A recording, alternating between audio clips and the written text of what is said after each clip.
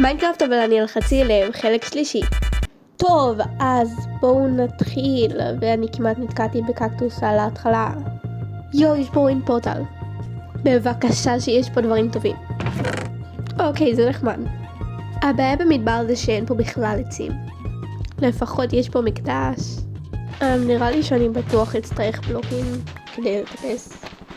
השאלה היא איך ניכנס. במזלי אני חכמה.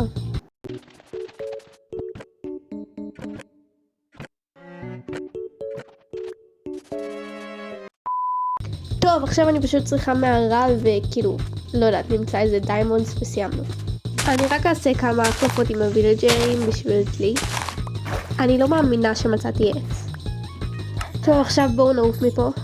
מצאתי את ביום הזהב. זה ממש טוב. הגיע הזמן ללכת לנדר. אני מאוד מקווה שאני לא אמות.